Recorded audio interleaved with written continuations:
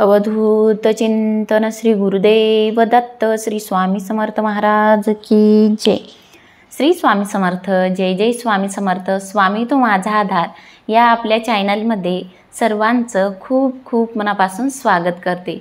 तर आज मी तुम्हाला पूजेत किंवा कोणत्याही धार्मिक कार्यात सुपारीचा वापर का केला जातो याविषयी माहिती सांगणार आहे। तर बघा, आपल्या हिंदू धार्मिक अनुष्ठानात सुपारीचे इतके महत्त्व आहे की त्याशिवाय पूजेला प्रारंभच होत नाही। आणि खायाची सुपारी आणि पूजेची सुपारी या वेगवेगळ्या असतात। खायाची सुपारी ही आकाराने मोठी असते आणि गोल असते, तर पूजेची सुपारी ही आकाराने छोटी असते आणि वरच्या बाजूने शिखरासारखी टोकदार होत जाते। आणि पूजेच्या सुपारीचा तळ एकदम सपाट असतो, त्यामुळे ही सुपारी पूजेत नीट स्थानापन्न होते।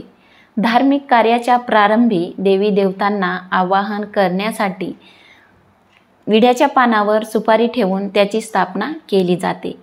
सुपारीला जिवंत देवाचे स्थान प्राप्त आहे।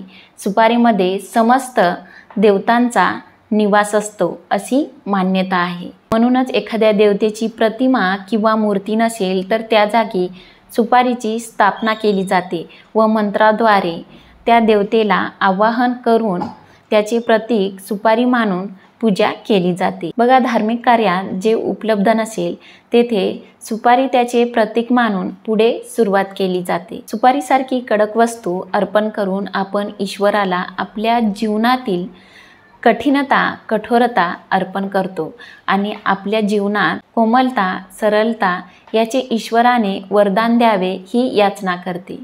तर बघा, पूजेमध्ये वापरलेली सुपारी इकडे तिकडे ठेवू नये।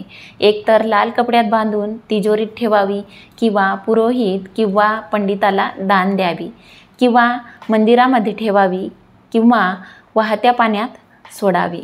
आणि तसेच पूजेमध्ये वापरलेली सुपारी खाण्यासाठी वापरू नये, यामुळे भयंकर दोष उत्पन्न होतो अशी धर्मात मान्यता आहे। तर याचा आपण उपायसुद्धा करू शकतो। तर तो उपाय असा आहे की पूजेत वापरलेली सुपारी ही अक्षतासहित लाल कपड्यात बांधून तिजोरीत किंवा गल्ल्यात ठेवल्यास धनप्राप्ती होते। तर तुम्हाला धनप्राप्ती व्हावी अशी वाटत असेल तर तुम्ही हा उपाय करू शकता। तर आशा करते की ही छोटीशी माहिती तुम्हाला नक्की आवडली असेल। तर या व्हिडिओला नक्की लाईक करा आणि स्वामी तो माझा आधार या आपल्या चॅनलवर जर तुम्ही नवीन असाल तर असेच नवनवीन व्हिडिओ बघण्यासाठी स्वामी तो माझा आधार या आपल्या चॅनलला नक्की सबस्क्राईब करा। तर भेटूया अशाच एका नवीन विषयावर पुढच्या व्हिडिओमध्ये। धन्यवाद। श्री स्वामी समर्थ। जय जय स्वामी समर्थ। श्री स्वामी समर्थ। जय जय स्वामी समर्थ।